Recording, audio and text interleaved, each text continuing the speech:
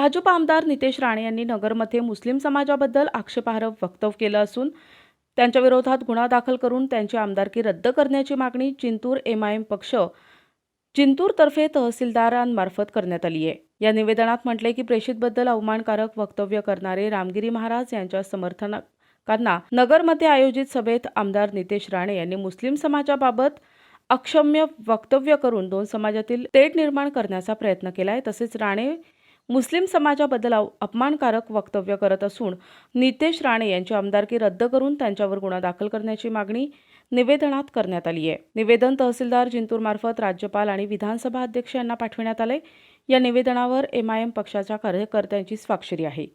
रामगिरी महाराज जो असल में गिरा हुआ महाराज है, उसके समर्थन में एक रैली निकाली गई और एक मंच के ऊपर नितेश राणे जो पार्लियामेंट के मेंबर है, उनकी इस तरह की भद्दी भाषा कि मुसलमानों को मस्जिद से घुसकर वहाँ से मारेंगे, वहाँ से निकालेंगे, ये इस तरह की भाषा नहीं होना चाहिए। जैसा कि अभी हमारे इस्माइल भाई ने कहा कि उन्होंने हलफ लिया है, कसम उठाई है कि संविधान पर चलेंगे, लेकिन ये तो कसम के बिल्कुल उसके बरक्स और उसके विरोध में काम कर रहे हैं। अगर इस तरह की कार्रवाई बार बार होती रही और इस तरह उनका ये रवैया रहा मुसलमानों के साथ में, तो वो भी कान खोल कर सुन ले कि मुसलमान भी खामोश बैठे हुए नहीं है और न किसी चूड़ी बनकर बैठे हुए हैं, बल्कि हम सब्र का एक मुजाहरा कर रहे हैं। और हमारा मानना ये है कि हिंदुस्तान में जमहूरियत का कानून है और सबको बराबर लेकर चलने का कानून है।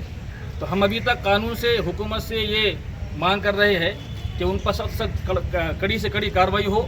नितेश राणे पर जल्द जल्द उसको गिरफ्तार किया जाए और उसकी जो रुकनीयत है, मेंबर जो पार्लियामेंट का जो मेंबर है, उसकी मेंबरशिप को ख़त्म किया जाए, उसकी रुकनीयत को मुअत्तल किया जाए, उस पर जल्द जल्द कार्रवाई की जाए ताकि बाकी लोगों को इसका सबक मिले।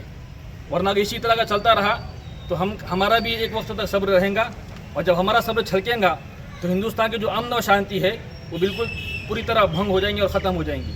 इसलिए हमारा मानना और हमारा कहना ये है कि आप जो लोग भी जहर उगल रहे हैं आने वाले इलेक्शन के मद्देनज़र उसको देखते हुए, और उनका बस मानना ये है और उनका एक मिशन ये है कि किसी तरह यहाँ पर जो है हुकूमत की तब्दीली ना हो और हुकूमत बचाने के लिए वो ये काम कर रहे हैं।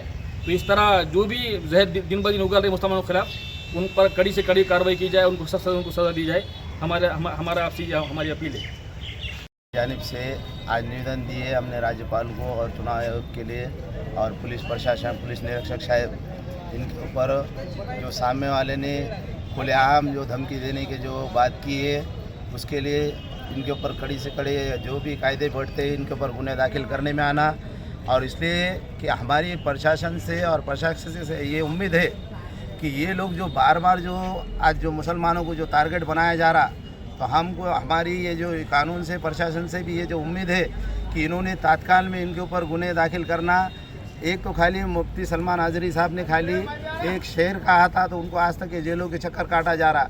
ठीक है, वो प्रशासन का मसला है, लेकिन हमारी ये जो मांग है कि जब ये रखा जा रहा तो फिर ऐसे लोगों को खुलेआम छूट क्यों दी जा रही है।